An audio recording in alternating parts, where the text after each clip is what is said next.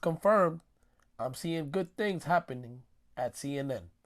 CNN once far to the left, coming right to the center as they clean house and start bringing back CNN to basics. Tycoons make a deal. Discovery Inc. merges with AT&T to acquire Warner Media, where CNN sits in this portfolio, this mega portfolio. Can't beat this deal.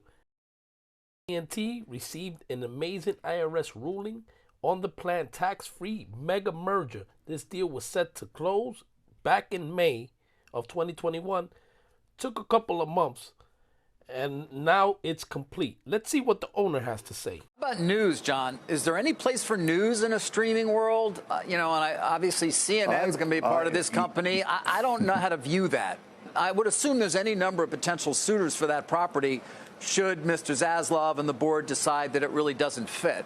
I would like to see CNN evolve back to the kind of journalism that it started with, and actually have journalists, which would be unique and refreshing. Hi, I'm Jose, your regular Joe Blow. As always, keeping an eye out and my ears open to what's going on out here. As far as news goes nowadays, if it's not fear-mongering, now this is a fabulous idea here, because this balances out the news. Aside from the weather, there's really not much you can get from the news nowadays. I get my scoop and my stories and whatever sources I need, I get it online today. These are the CEOs from Discovery Inc. CEO David Zaslav and AT&T CEO John Stankey. And they addressed their shareholders after the merger. This is what they have to say. We will deliver to consumers the world's most complete and differentiated portfolio of brands and beloved franchises.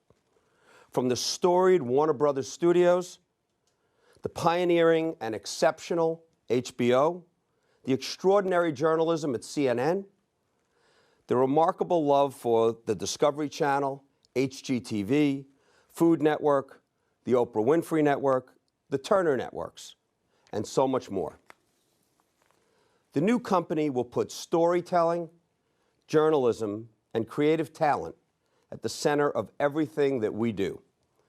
With greater financial flexibility, strong free cash flow, and global growth that positions this new company to invest even more in content. Our core operating philosophy will be more investment on the screen, more resources for storytellers, and building the most compelling and fun creative culture in media. We have done this for decades, and I'm confident that this great new company will have the strongest, deepest, and most collaborative relationships in the creative community. This will be my #1 priority. The transaction we are announcing today creates an extraordinary entertainment company and accelerates and assures our place as a fully scaled and differentiated global streaming platform. Strong and direct. Shows character. Something missing in the world today. Next, Discovery CEO David Zaslav takes an interview from a reporter on CNN. Let's see what he has to say on this one. I spent a little bit of time on that because you're a news guy. People who don't know your previous career, I mean, you love the news. You've built a number of news channels. What's your vision for CNN? Well, first, I think that Jeff Zucker and John are doing a pretty great job. It's the #1 news network in America right now, and it's the place that people go when they want to get the news. So I think the CNN brand is terrific. We can add a lot to it globally. We're in the news business in Eastern Europe in a big way. We're also we just invested in a news business called GB News in the UK. So our overall vision was that in addition to great content that people love, everyone wakes up every day and they want to know what the news is, what's going on in their community, what's going on in politics. And so this is right up the sweet spot, I think, for us, and it makes us really unique. This puts us in a position to be the #1 global news force.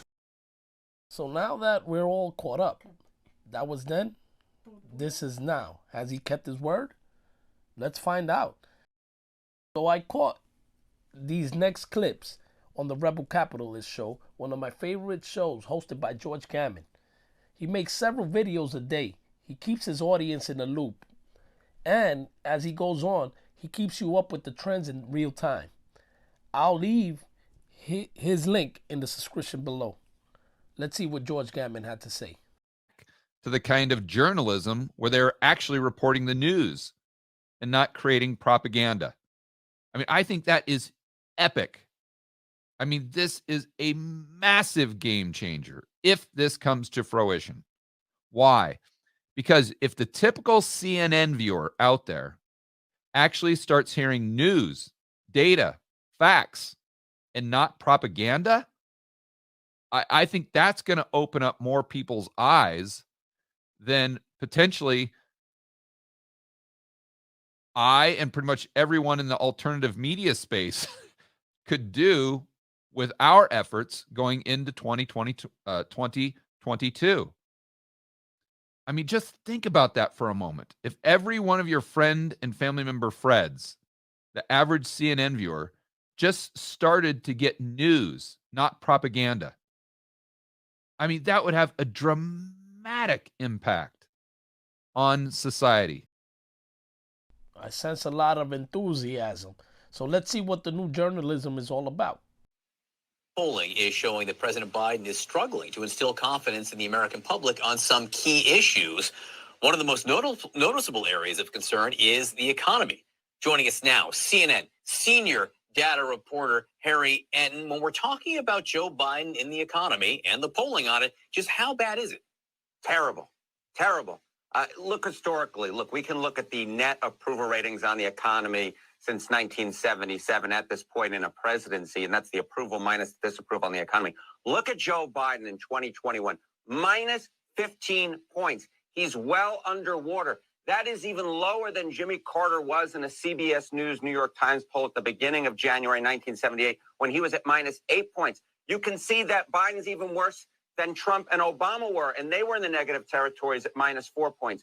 When it comes to the economy, there is pretty much nothing good that can be said about Joe Biden's numbers when it comes to the American public. You brought up the Carter comparison there. What more do you have on that? Yeah, look, here's the deal. Why were both of them so down in the trenches?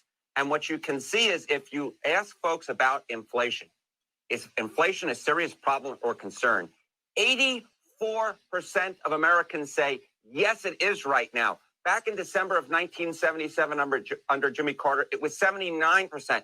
Inflation is something that can sink a presidency because it's something that is felt by everybody. It was something that sunk Jimmy Carter. And at this particular point, although Joe Biden obviously has time to make it up, it's one of the big things that's keeping him right now in the gutter. Inflation of right now is still nothing compared to the inflation of the 70s and 80s. The idea that Biden is doing even worse than Carter when it isn't anywhere near like it was. But just how bad are Biden's numbers on inflation specifically? Yeah, if you look at it and you essentially ask folks, do you approve of the job of Joe Biden handling of inflation? Look at this, 28%. 28% of Americans say that they approve of the job. And I think the biggest number in this table that sort of gives it away is just 54% of Democrats approve of the job he's doing on inflation.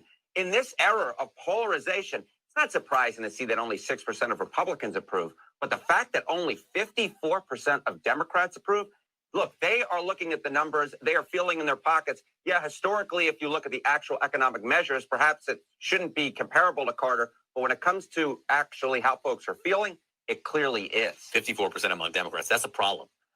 Just a little bit of a problem. That's a problem. And what the Biden White House and the president are trying to do is say, hey, you passed Build Back Better, and that actually helps battle inflation. Are people buying that? No, they're not buying it. And this is the problem, which is, you basically ask folks, would Build Back Better help fight or lower inflation? Just 35% of Americans are optimistic that it will. 51% are pessimistic. And I think this is the real disconnect going on right now in the Biden White House, which is essentially that they are offering plans that they think will help the American public. And the American public is looking at those plans, and they don't believe that they will. They think that Joe Biden's eye is not on the ball. And this has sort of been a consistent problem during his presidency at least in the last few months, where he's offering solutions and the folks are just not buying that they are actual solutions. Real news with character. Wow, I'm sold. The truth is always heartfelt. You could feel it. You could feel this enthusiasm. This is a great start for CNN. Great future on the content that we consume. It's a great move. Thank you guys for staying to the end. As always, I'll keep an eye out, my ears open. Stay free. It ain't hard to tell. I excel, then prevail.